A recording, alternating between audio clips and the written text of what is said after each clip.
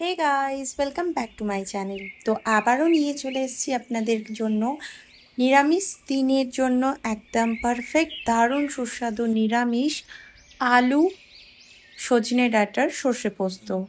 আর এরকম একটা রেসিপি থাকলে মনেই হবে না যে আপনি নিরামিষ দিনের খাবার খাচ্ছেন। তো আসুন শুরু করা যাক। তো রান্নাটা করার জন্য সবার প্রথমে একটা কড়াইতে পরিমাণ মতন সর্ষের তেল দিলাম।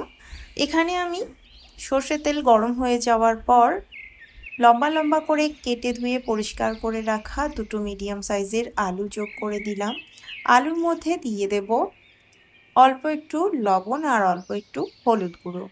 লবণ আর হলুদ দিয়ে আলু খুব ভালোভাবে 2-3 মিনিটের জন্য মিডিয়াম ফ্লেমে ভেজে নেব।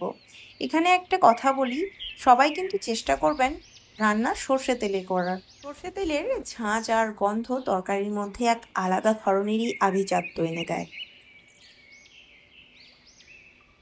এবার এর মধ্যে দিয়ে দেব সজনে ডাঁটা।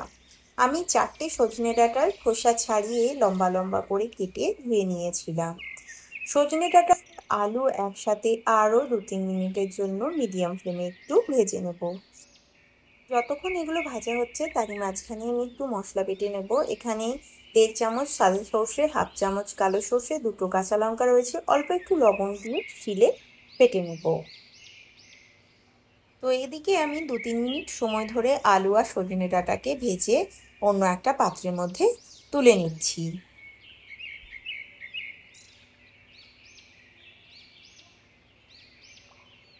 আবারও কড়াইতে অল্প একটু সর্ষের তেল যোগ করে দিচ্ছি।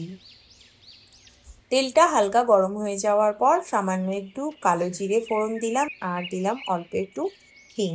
হিংটা দিলে খুব ভালো, এটা পেটের পক্ষে খুবই ভালো। আর তাছাড়া হিং দিলে টেস্টটাই চেঞ্জ হয়ে যায়, দারুণ একটা টেস্ট আসে। তো চেষ্টা করবেন হিংটা দেওয়ার। তারপর এর মধ্যে দিয়ে দিচ্ছি বেটে রাখা কাঁচা লঙ্কা আর সর্ষের পেস্ট। এরই সাথে যোগ করে দেব টমেটো। আমি এখানে একটা বড় সাইজের টমেটোকে গ্রেট করে নিয়েছি। বড় সাইজের যদি টমেটো না থাকে 2টো মিডিয়াম সাইজের টমেটো নিতে পারি। তারই সাথে অল্প একটু হলুদ গুঁড়ো দিয়ে দিলাম, অল্প একটু কাশ্মীরি লাল লঙ্কার গুঁড়ো আর অল্প একটু ঝাল লঙ্কার গুঁড়ো দিলাম। এবার দিয়ে দিচ্ছি স্বাদ মতন লবণ। এবার সব কিছুটাকে মিনিট খানেকের মতন একটু কষিয়ে নিচ্ছি। ফ্লেমটা আমি এই সময় লোতে রেখেছি।